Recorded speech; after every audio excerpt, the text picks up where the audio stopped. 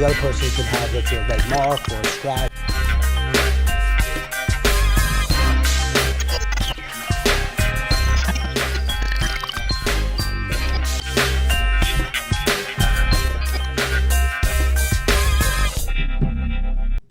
Hey everybody, welcome to the Problem Solver podcast show. Welcome today. I'm David Kohlmeyer, the Problem Solver. Today we are going to have some amazing guests talking about Las Vegas and the hospitality.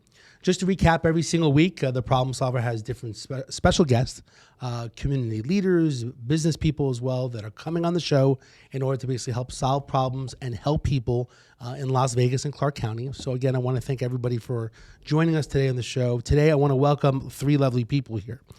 First of all, we have Tyra Bell-Holland with Aguas Agency. And she's a guru in regards to public relations and integrative marketing. So I appreciate you coming here today. Thank you. And then we also have Marissa to my left, which is a co-founder and managing partner for Barkada Hospitality. Yes, thank you. And then we also have Rudy, Aguas, co-founder and managing partner again. So we have three amazing people here today in regards to hospitality. I see we broke out some wine, so we're going to do a quick cheers here. Cheers, all. Since it's hospitality here. There you go, cheers. We have my brand 19 Crimes that I like because since it's a little bit of a criminal defense background since I was a police officer for 17 years. Special label. Beautiful. Little Snoop Dogg on the label there. So anyway, the reason why I have you guys here today is that every week there's different people. I can have an insurance agent. I can have a personal injury attorney, a criminal defense attorney. I have people that are going into the tunnels for finding homeless people. Any nonprofit that's out there, I'm trying to help. And then this video will go, right now we're about 12,000 views on Facebook, social media. So I'm trying to get the information out to people. And believe it or not, if 5 people or 10 people, 20 people hear something here today, and it may change their life and they may take some action. So you guys in the hospitality industry in regards to Vegas, you've been around for a long time. So why don't we just go around quick minute bio. So Tyra, tell us a little bit about yourself. Well, my name is Tyra. I've been in Las Vegas over 30 years, since college. Why did I just say that? That was like a few years ago, right? Yeah. You'll be running Rebel, proud mother of 3, amazing husband, and the founder of Aguas Agency for going on 7 years. Got it. That was a good shout out to the husband. Yeah. That's amazing. And the 3 kids, how old are they now? I know I got 3 too. 3 teenagers. So my twins, boy, girl, are 13, Cruz and Kaya, and Isabella is 17. Mine are, like 6 turning 17, and then I got a 4-year-old turning 8 or 10. These kids watching YouTube these days, and then I got my little boy turning 3. So 3 kids are, I think 3. It's a lot of children. Rudy, tell us about yourself.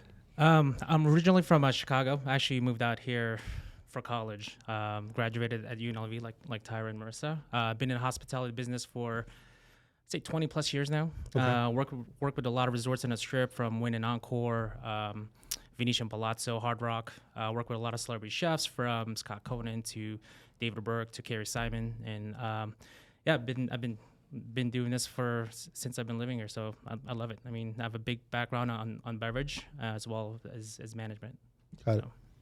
And yourself, lovely lady, Marissa Martino, go ahead, tell us about yourself. Thank you. I am Vegas born. I am born and raised here. Did live in Philadelphia for a while, but I am also a running rebel.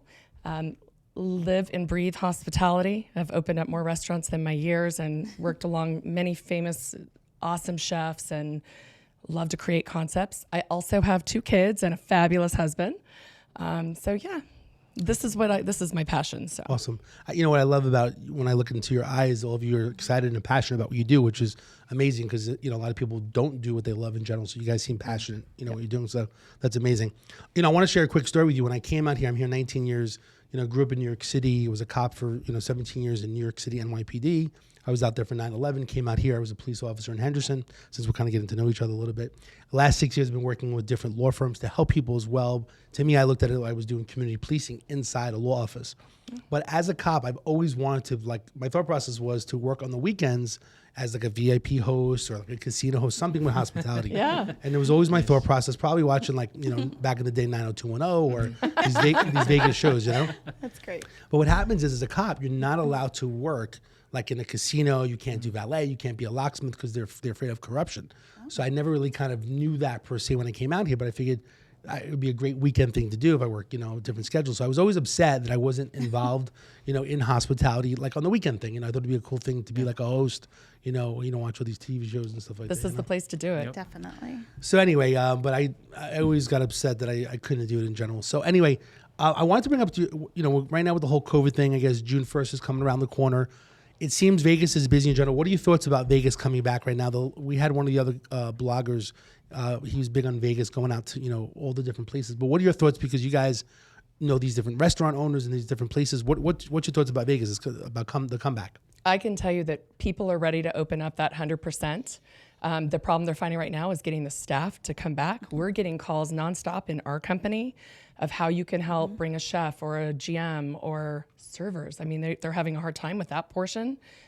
But the restaurant owners and the people that want to participate, they are so ready to just flood back into the restaurants and nightlife. And I know Tyra can talk about that a little bit because she represents some high-end places that are busy.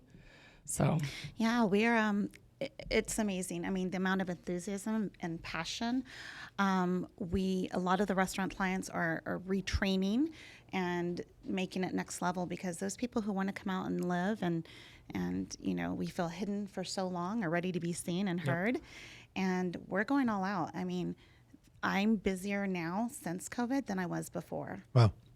And I think the really great restaurateurs and clients, whether it be transportation, tourism, medical, they all understood.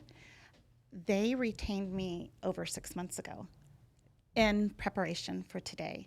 So, we all knew everybody were on their cell phones. We had, a really great audience there that weren't necessarily, working a 9 to 5 anymore. So we had a captive audience, and we really made a difference during that time. I mean, what are your thoughts in regards to what's going on? Like, a lot of people were receiving, I was helping people with getting unemployment, and then the pandemic unemployment assistance, these different things. So I haven't really kept up with it recently, but I mean, I think they're still getting the money. People are not looking to go back to work because they're getting this supplemental money.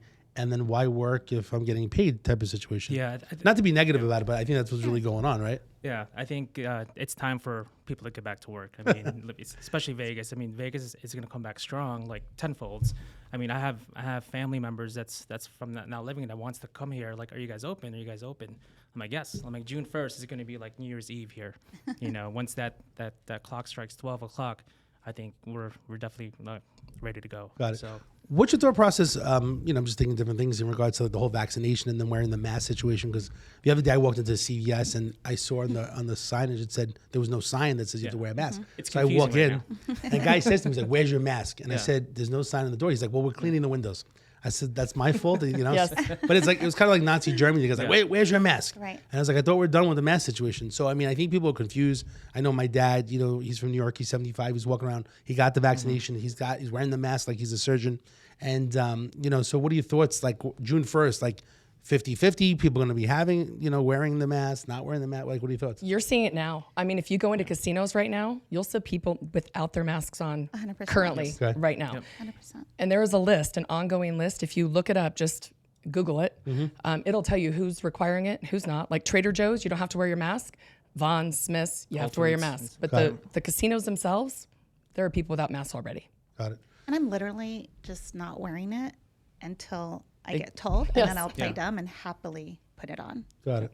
It's a crazy time. I mean, it seemed like my dad's from New York, and he experienced it differently. And I think if you know different people that got sick, and I mean, fortunately, I was working in a law firm for the whole period of time. I wasn't one of the people that stayed home, and then I also had like an autoimmune situation as well. But I worked and used the bacterial cream. I was actually wearing a mask for marketing purposes more than before it Yep. started. People were laughing at me, but it said the law firm that I was working with, and was saying the defenders at the time. And I was wearing. The people were laughing at me, and I said, "We should buy masks." Like, oh, why are you gonna buy masks? Like, it's coming, And I didn't really know. I mean, the last time this happened was 1918 or whatever, right? But so yeah, it's definitely crazy times in general. And I do see more people out there in general. So tell me a little bit about restaurant nightlife. Any of you guys want to jump in regards to like what's coming, what's opening, something new, and what's your take on it? Well, I can tell you right now what's really strong is local, off strip. Oh my gosh. I mean, it is booming. We get a call, and we create concepts, and we develop for our clients as well as for ourselves. Okay. more so off strip, we're getting calls right now of people just wanting to full on open because so many shuttered, which is unfortunate for our industry. But there's a lot that are coming back online and they're taking full advantage of what's going on right now. So in my opinion, I think you guys should share it. But I think Vegas strong, Vegas born, you're going to see some local concepts coming in and killing it in our marketplace. I would agree. I think that a lot of local restaurants took advantage of this with the strips being closed and were able to curate a concept where locals don't feel like they have to go to the strip anymore.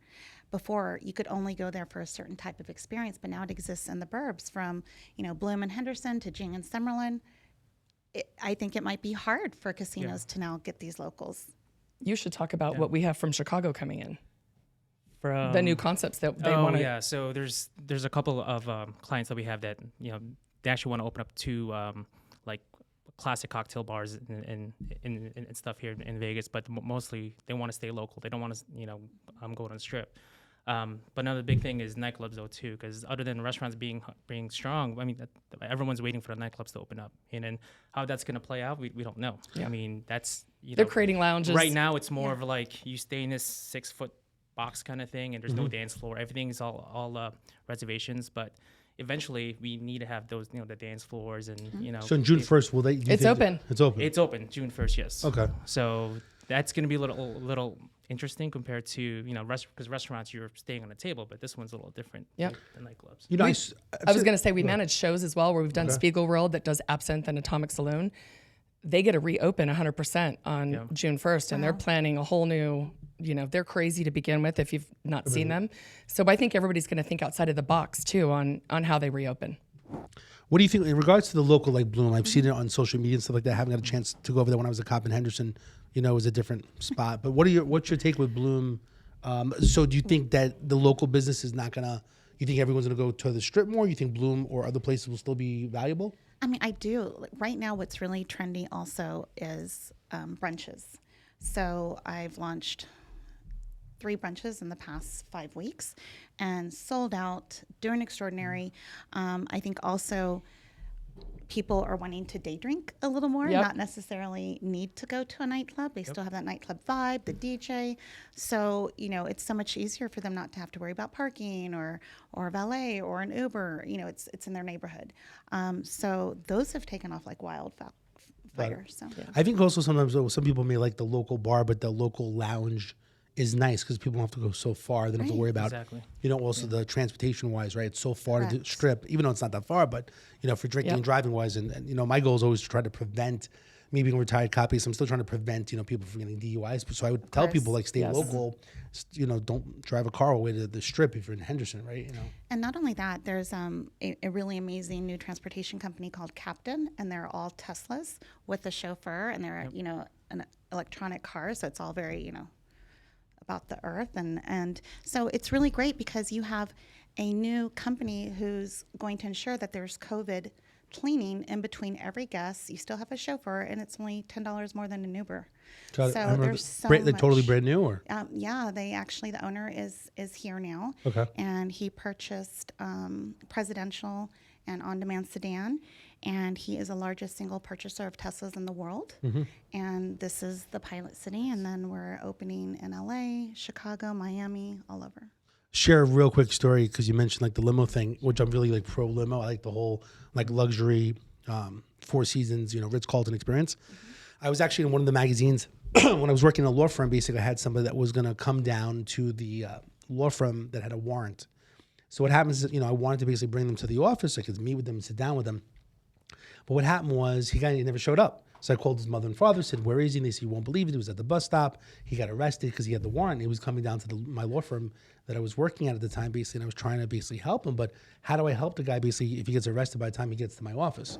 So one of the things is because Vegas is so reasonable, I was like, what, how much is a limo? So I called up, I was using a Bell Trans at the time, and basically it was like $60 for an hour. So I figured, what, if I send a limo to pick someone up, it's like luxury, customer service.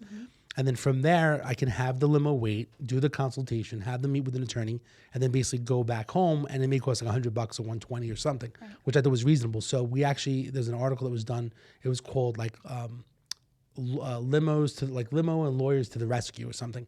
But it's really reasonable out here in regards to transportation. So actually, I find that it's a really big deal to have this like luxury transportation. So any business, like actually now that I'm thinking about it, any of these restaurants, like all should have some type of transportation instead of luxury that should be part of it, right? Because that's the whole experience, right, of being like VIP. I just created something here. David, I'll create you a corporate account. Corporate account there. So I like Captain Tesla. So no, but I like that stuff in general for like law firms as well, since that was kind of what I've been doing in general. But my goal was to prevent people, especially if you have a DUI and you get arrested and your license is suspended and you can't drive. Worth it. So I do believe in the luxury transportation. So in regards to local places, any other local places that you want to mention that you guys are working on, any projects that you want to invite people to come down to, whether it's June 1st or whenever? Well, we have a couple of projects right now that are in the works, so we can't even talk about it right now, but they're in the development stage. We're excited. They are off strip. They are local. We also have another project that's going to be out at Lake of Las Vegas. That's going to be fun. Like-minded individuals. We're working with Tyra on some projects, and so we can't talk about that. We did tell you there's somebody from Chicago coming in, and that's off strip also. So everything is kind of that. I know she has some definite local places to bring up. I do. A lot of people love alfresco dining and patio dining, and I would definitely recommend Kitchen Table in Henderson is fabulous. And if you're looking for a really great vibey type of brunch that's not as nightlifey as the Bloom, the Stove is incredible. I mean, wonderful food, wonderful chefs. Everything is, homemade scratch kitchens. So those are the type of brands that I really choose to partner with, the people with the passion who are in the kitchen. The chef is not just an owner. He's actually running the restaurant, touching the tables, shaking hands and kissing babies. I think that's really important for my brand. So really proud of those people. So just to recap, so with both of you, do you work together, you partner together in certain things? Are you more of the public relations for their aspect of their business? Both. We originally were, they brought me on, and now we're doing a little more focused partnership. Okay, great. Forward. We have a lot of strategic partnerships that we like her to be involved in from those aspects, and we're doing a lot right now that you're going to see come to fruition soon, and we're excited. So if someone wanted to open a business, or any of the listeners or viewers wanted to open a business, they want to open a restaurant and so on, where they would come to you guys in general? Yes. Ideas, creative? Yes. Yes. I mean, honestly, I think that, having these amazing partnerships, they not only can run a restaurant and launch a restaurant if the owner chooses to stay in the background, they create concepts as well. So from beginning to end, from hiring to training, logistics, and then I come in and do all the fun stuff. Yeah. Awesome. We take a dream and take it to fruition and bring her in to say, hey, we need to blow this up. Got it. Do you guys also work on, because I was just thinking of a friend of mine that does licensing. Do you actually work on licensing, or that's not really? Absolutely. We do everything from the liquor licenses to everything. the license permits, all of it. Great Construction, question. pre-opening, training, and operations. So let me ask you a question. I mean, a lot of people open restaurants and so on. I mean, you basically need money in general, whether there's grants or anything that's basically out there. Anyone that wants to open a restaurant that would contact you guys. How expensive, to open a local restaurant? I mean, we're talking about the Strip is whole situation, but let's just say someone wants to open a local restaurant. They're a chef. They worked in a restaurant. They want to do something.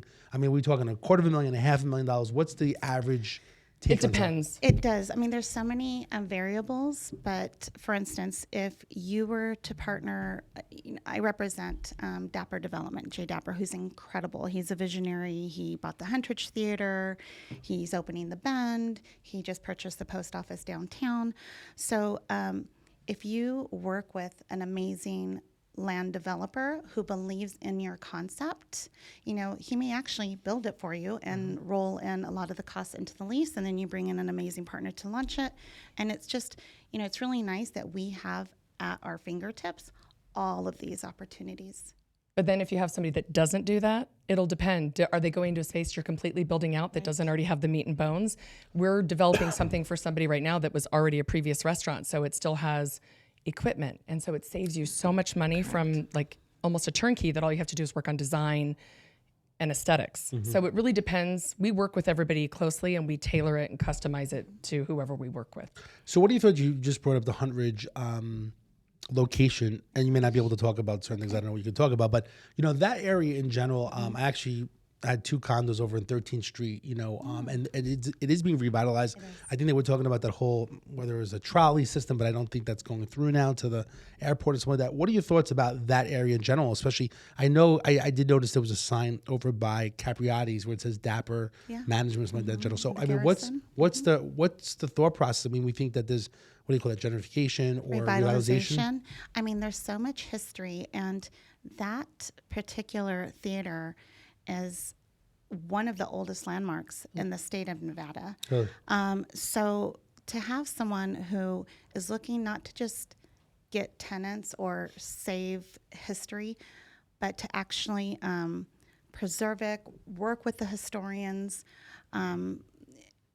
it's just so special. I mean, I can't even explain what he's doing, and no, please. It was huge back in the day. I used to go a lot. Like I said, I'm born and raised here before these two.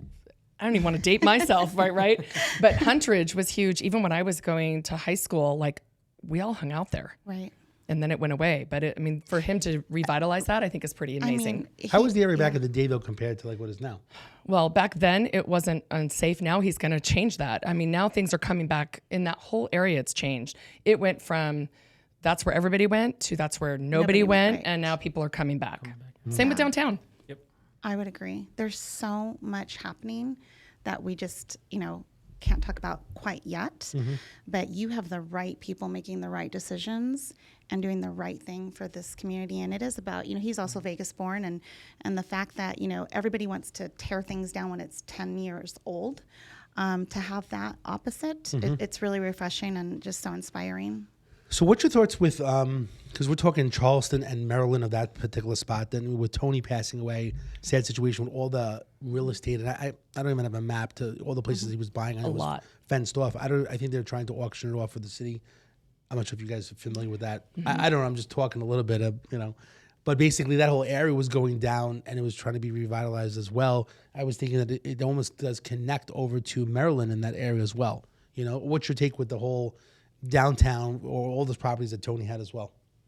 I don't know if you want to talk about it. You've been spending a lot of time there recent. Yeah, I mean, Tony's been the icon of downtown. I mean, right now there's still so many concepts that's getting built there. I mean, we were just looking at a space I don't know if I can say it, right across from Carson's Kitchen that has a rooftop deck, and that it's J Dappers. It is J Dappers.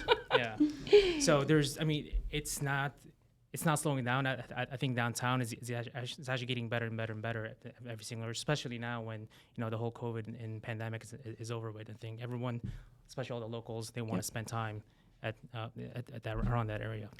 And I think the good news is that the people who could potentially take on those projects are the J Dappers of the world and the other people who really are going to continue with Tony's vision, and wanting to do that, not the opposite.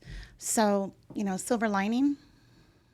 I think that you're going to see a huge boom down there. And there's Arts District. Yeah. And these are brand new buildings too. So Yes. they're not like existing buildings. They're building it from the ground up. So Got it. So long story short, so you guys believe still in downtown, Absolutely, or in the Charleston area, being that revitalized Charleston and Maryland. Yes. You believe that. Arts District. What do you think? 10 years, 20 years? I mean, the other question really comes down to people say that there's not enough people living downtown. I mean, we haven't had any really high-rise building. I mean, we have apartment buildings popping up, I think more in the local suburbs and different places, but we don't really have any major. And right now, with this whole construction thing going on with the pricing and lumber and the cost of building something, there's no one really building any high-rises or anything like that. I don't really see anything going up. Actually, I purchased 2 places back in the day on the North Strip over at Sky and Allure. And they were saying that the price when it was the foreclosure market, about 9 years ago, 10 years ago, they were saying that the cost that you're paying per square foot, that you can even buy something, the cost of the construction, right, of the walls and the screws and all that stuff, like you couldn't buy it for that price. You couldn't build it for that price. So it was worth getting into. Now it's probably $100,000 worth more, but there's no other high rises. There was really that big boom, right, like on the Strip, all these high rises. I kind of feel kind of sad that there should be more going on, but it just seems like it's been real quiet. And then right now, people are saying that just even with, I was actually talking to some people in Pahrump, and I'm going out there, weekly on a Wednesday. They were saying that you can't even find a developer because of the whole housing crunch, that you can't even find a place. But what's your thoughts? You think that there needs to be more high-rise developments, more people living downtown to feed off the restaurants, right? Because it's not as many. I mean, people can want to go down, but a lot of people in other cities traditionally, you want to live downtown and then basically, not use your car and go to the local restaurant, go to the local lounge and bar. What's your thoughts with that, with housing and the local hospitality industry? I think that will need to come at some point because you are going to find the parking situations and, like you said, the lack of those high rises aren't there traditionally right now. I think that will come. I think right now, because we are in such where people are selling their house and making so much more than even they should right now, where maybe your house was worth 400 2 months ago is now worth 600 right now. That's going to happen downtown, and they're going to need to build. But you still have so many people from all over Las Vegas. We're still a community that will drive downtown because it's popular. And I think that they're always going to see that busy. And at some point, like Tony Hsieh wanted everybody to live down there. That was like his big vision. I think they'll have to build some of that, as it comes. But as of right now, it doesn't take that far to get down there, no matter if you live in Green Valley, North Las Vegas, to drive, to work, to go visit. Parking's going to be a bigger deal, I think. I think you're right. I think the infrastructure for actually people living there still is a good at least 10 years away. But I mean, I go to Barry's at Circa on a Thursday night. You can't get a table. I mean, people are looking for these experiences. Yep. Yeah. And so I think if you build it, people will come. I agree. Well, it's actually interesting because here at Sticky Paws, the studio that we're filming The Problem Solver is actually, to me, it's about a podcast experience. Next door, we have this like a VIP room area, which is a beautiful place in general. So to me, I think everybody these days, everyone wants an experience in general. It's kind of like back in the day, the only experience I think was out there was like Benihana. They have like a little bit of a show and a little bit of a fire, but that was like an experience, right? It was like, it wasn't just about the food, it was about going out and like for the ambiance in general. So since I'm big with solving problems in general, I mean, let's talk a little about employment, for people, because there's thousands of people basically say that they're looking for jobs in general, and then once the unemployment stops and the pandemic unemployment, that I mentioned as well, once that stops in general, people want to get back. So what tips can you give? Because you guys, each of you guys in general, would you say that you've interviewed a lot of people? How many people have you interviewed for jobs over their 20 years? Oh my God, I can't even count. I can't even count. But I will say that right now, we're getting phone calls, not from the people that want to work. We're getting phone calls from the people that need people. Workers. Yeah. Got it. And so when that unemployment kicks out, they're talking about getting rid of that 300 that right now they're still giving people. I think you're going to see an influx of people suddenly reaching out again going, hey, Marissa, hey, Rudy, I need a job. Right. Because now it's not there anymore. Right now, people they're making their money at home. We're going to see that kick back in, I think, quickly, because they're talking about changing that up really quick. So if people are looking for a job in general, I mean, I was going to say, if you want to provide a number or we get an email address on the podcast, screen, so people would see it. If people are looking for work, if you want them to email a resume or something like that, what would you like? I mean, if we had 500 resumes, and we have it on there, our email's on there if they want to. So if anyone's looking for a job, email a resume, and then basically you guys can call. So it's anything with restaurant, hospitality, lounge, bar, bartenders, anything hotel driven, PR, social media. They can call 1-844-AVA-ROSE, AVA-ROSE. Okay, great. So bottom line is, if you're looking for any type of work, you could send in a resume. You guys are still interviewing, or you have different people, human resources. We have so many different people we could put I don't want to say we're the unemployment like gurus. I can say that we have all of the relationships in town that can say, oh, you'd be perfect for this restaurant or PR. And I love doing that. I mean, finding the right talent for the right client. I love it. Got it. So the bottom line is, there's no excuse if you're looking for a job and work. No. At least I'm able to basically help some people in general. I would agree. Yeah. Listen, right now you have Cosmopolitan, MGM, restaurant groups that are putting 150 positions saying we're doing hiring fairs because they have 10 interviews that they schedule and nobody shows up. So that's happening currently as we speak. One of the things with the Problem Solver in regards to what I'm doing, I actually have a progressive web app, which is called the problemsolver.vegas. And on the app itself, basically people add it to the home screen. There's for employment, for housing, for school, for if someone gets a ticket, they get arrested, DUI, basically they can go to the app and basically they can fill out information. So they're looking for a job, employment. We have different PDFs. So what I'll do is I'll add your information as well. So if people want to basically go for a job, they can basically click a button. They can just upload their resume. Sure. And then it actually can be sent to all three of you. I'll get your email addresses and upload that as well. So I'm trying different things to basically help people in general. So what are the things, give me some ideas to the people that are listening and viewers, basically some tips when they're going for a job. I know that now it's a little bit different because people the businesses really want people. So they may not be as picky, but like if you want to basically make money in this field, what's the look, what's the part? I mean, some people, I feel like when they get dressed up, they're not wearing a tie? I mean, do they need to wear a suit? Like, tell me about like dress attire showing up in general, because I think these days, you know, you got to dress the part, act as if, and stuff like that. But what's your take on that? What do you see these days? I mean, is the millennial? They just I come in think you shorts and definitely t-shirt? need to dress the part. I mean, don't go in there with a tank top and shorts, which I had, you know, when I was doing operation, I had a couple interviewers that came in doing that, and just the first impression is just like, all right, you're supposed to, you know, show me that you want this position, you know, and definitely update your resume. I think is one of the biggest things. But I think the big thing is just show your personality. That's know? what I was going to say. That was Your the personality is going to be the huge. biggest thing. You can have the, you know, all these histories and all these, what you call that? You can't teach somebody Yeah. passion.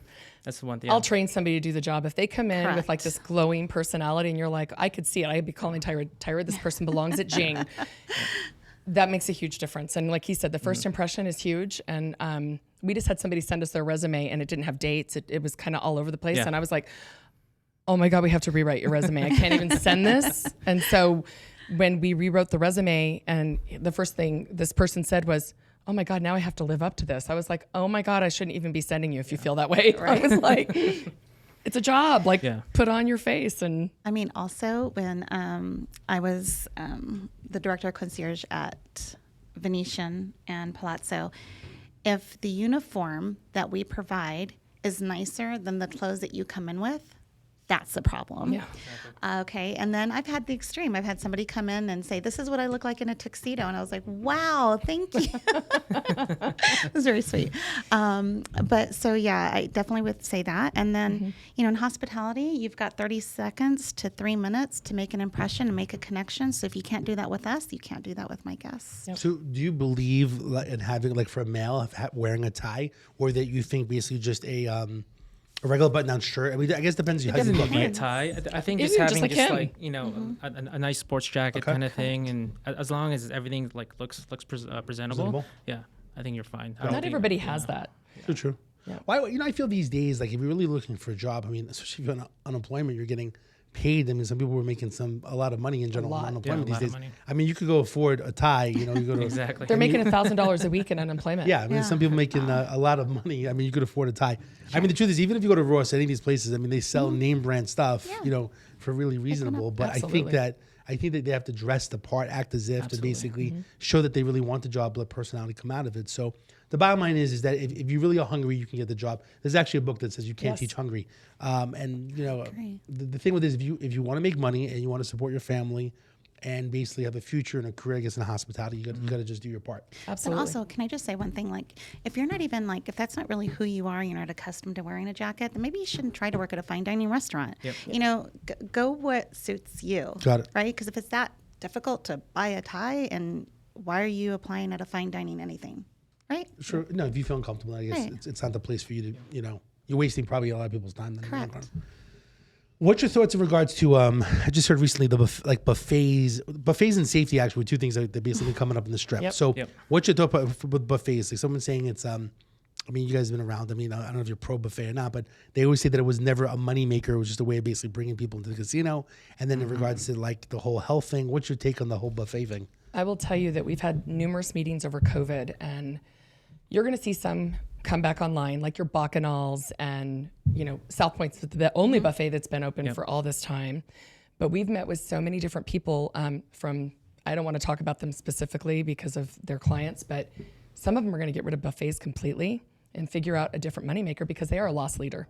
Some of them make money, but a lot of them are an amenity to the slot player on the floor. So now they're looking at things like a food hall or a different too. activation. Yes, automation. We're getting a lot of calls for different things opposed to what buffets used to be. You know, I never, you said food hall. That's kind of like the Cosmopolitan, that spot, right? A small version. It's kind of, I never thought about food hall. Is there any other place like that?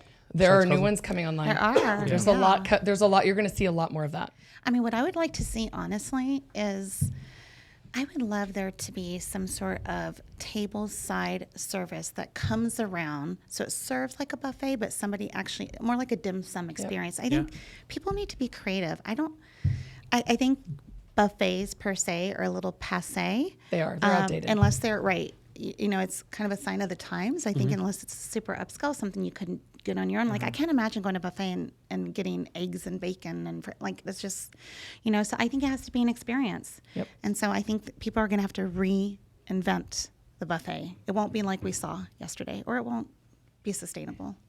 I do like the whole food hall situation. It's kind of like an East Coast thing as well, like even San Francisco, right? Yeah, it's all over. Yeah. I mean, there's so many amazing and then food halls. Nice little different places. There's actually in downtown LA, I'm sure you've been to, what is it, like the Grand Course or whatever it's called? There's so many, like, even if you go to Napa, there's Oxbow, and you've got the Ferry Building in San Francisco, and LA's got a huge one, and you've got all over New York. I mean, they're everywhere, and you're going to see a lot more coming up. There's some people afraid because of COVID, because again, those are close proximity. It's all under one roof, even though it's different. You have to activate those. I think a big part of food hall is activating them. So you're creating events that are driven with all the different experiences inside there. But you're going to see several food halls pop up here in Vegas. I can tell you several locations I know are happening. Yep. What's your take on the whole safety situation in regards to Vegas? People, do things change now? People were saying that we're bringing in different type of people. I mean, I don't know. I really haven't followed it that much, but that basically we're bringing in criminals into Las Vegas because of I don't really get it. I mean, people, if you're not working on unemployment, people have time. So maybe more people coming to Vegas that were currently, we're working and now they're coming during the week. I don't know. What's your take in regards to safety? Do you feel unsafe, walking on the Strip or?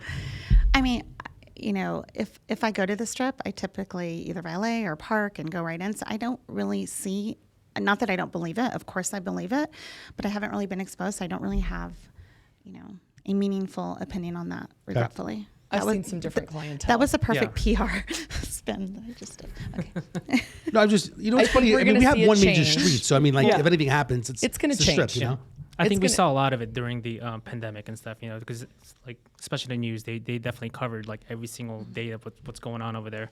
I mean, I wasn't at the Strip during this whole thing. I just saw it in the news. But when like Tyra, whenever I go to the Strip, I don't do the walk thing like the tourist does and stuff. Locals don't. I just usually go to where I need to go and leave. Yeah. So I mean, I think that the average person that's walking around, I mean, maybe on the Strip, maybe it's a different type of walking around situation. Well, if you charge $10 for a room versus $300 for a room, the person that comes for $10 versus $300 is just a different clientele, and that's what I attribute that to. Got it. So if lowering the prices basically bring in just all kinds of people in general, and there's nothing wrong with people in general where they come from. It's just we don't want any crime taking place. But I will say though, I think that like in most places, like in New York City, if New York City is so big, so we're here. It's like everything's the Strip, right? Like if it's in Henderson, like it's like so far away, We don't see it. You don't hear about it. So on the Strip, I mean, if someone got into like a little bit of a fight, it's like, oh, there was a fight on the Strip. There was, it's unsafe,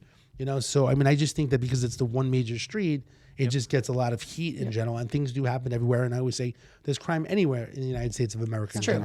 You came from New York. You know how New York is. I was in Philadelphia, so it depends on the different areas. In Chicago. You see it a lot more than you see it here. And I mean, if you think about it, the Strip is really condensed and really small. So, I mean, if you take that into consideration, and because we're such an international mecca, I think we're going to get a lot more media coverage because it's on the Las Vegas Strip, because it's going to trend more. Got it. So bottom line is that come to the Strip, come back to Vegas. Bottom line is there's still going to be good deals in general. People that want to work, they can work in general. You guys are offering assistance. You did mention that you'd actually, is that something you normally do? You help somebody with a resume? Like if someone needed it? It's something, I mean, honestly, I did this pro bono, but we typically charge for that. But we would help somebody if it was really looking at something, that we needed for a client.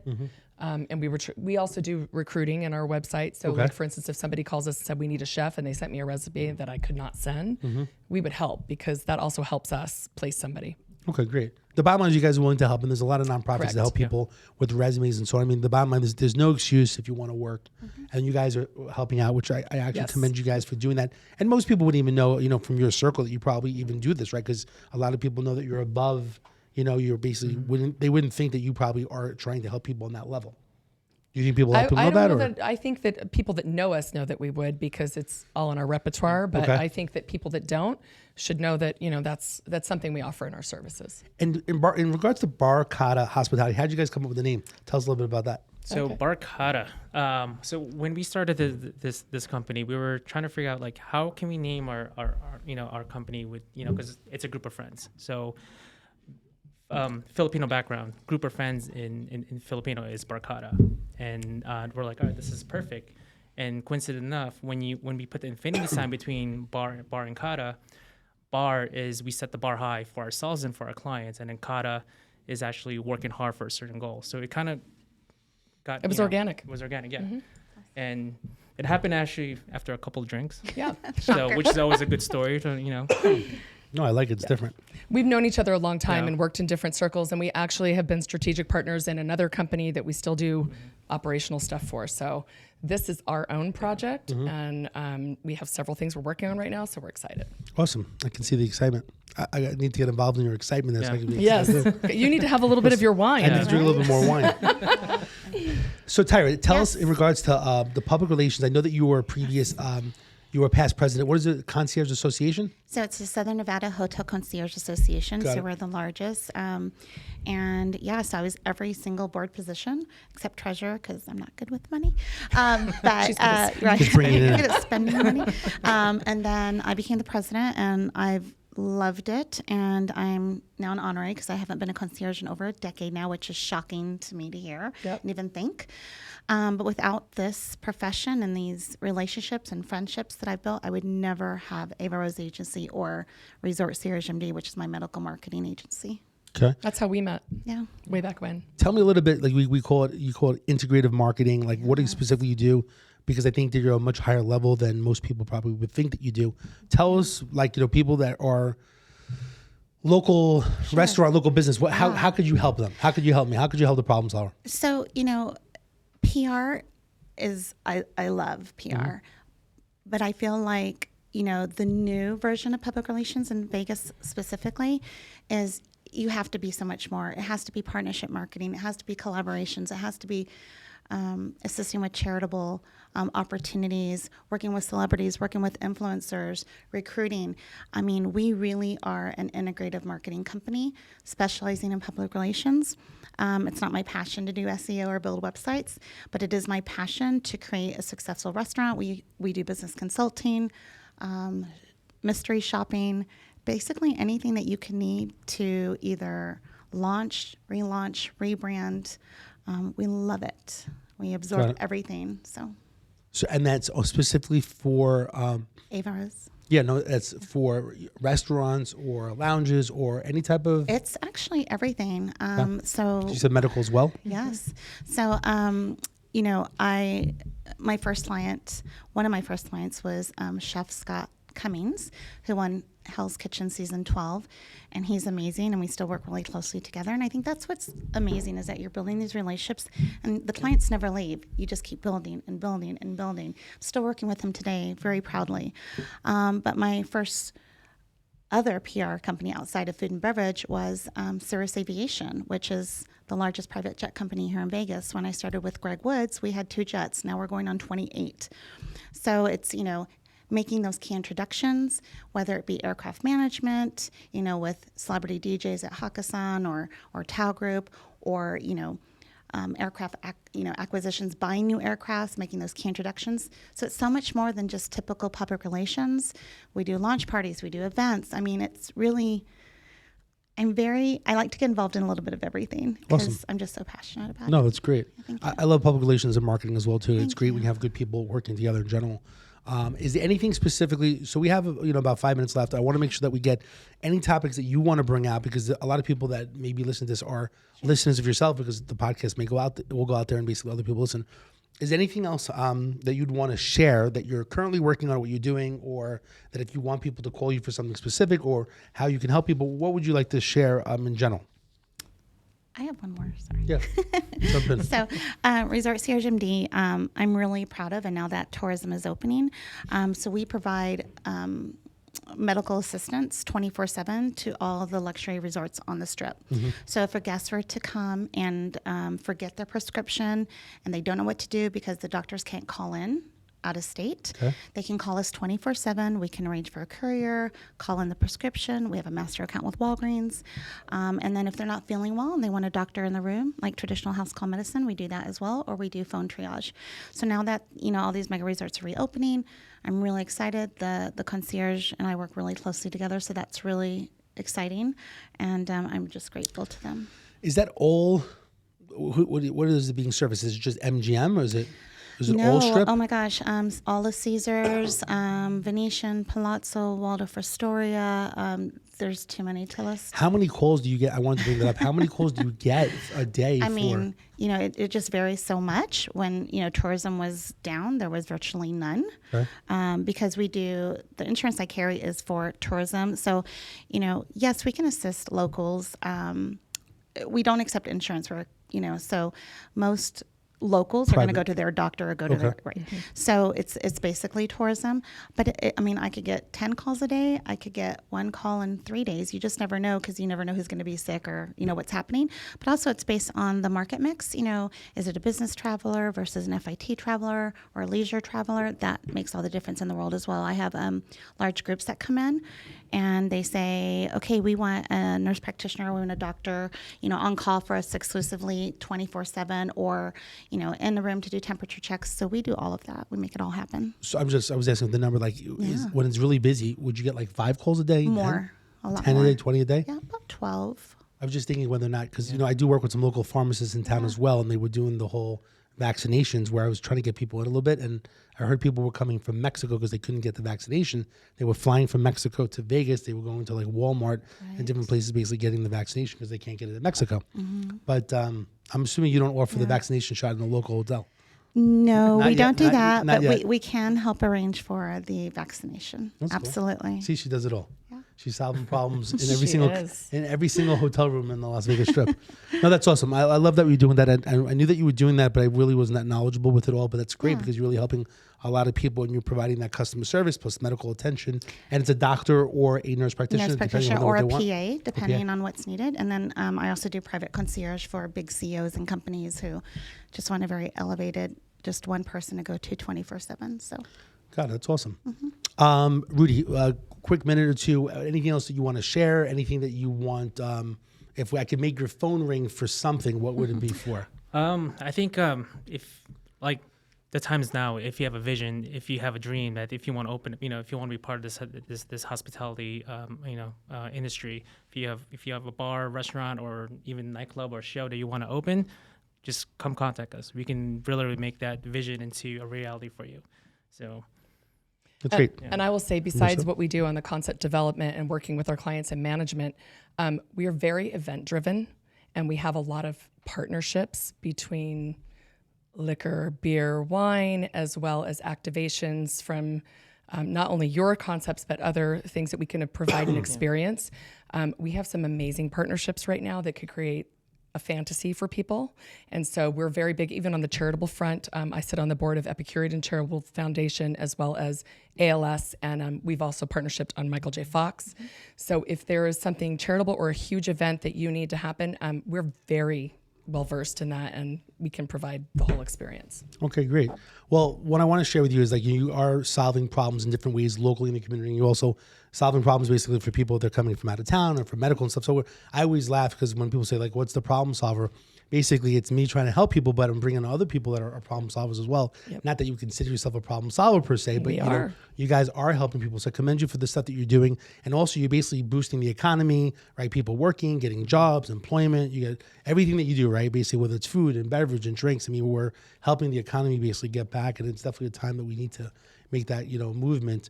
The last thing I'll leave you with in general, because I want to work with you guys in general, but one of my big things is that I work with different, like I said, problem solvers. I try to connect people, be the master connector in general, but I also work with several different law firms.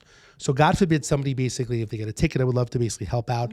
A lot of times I get some of the local law firms to do traffic ticket representation, for free to help people. Not that I want people driving recklessly, but to basically avoid points on their insurance.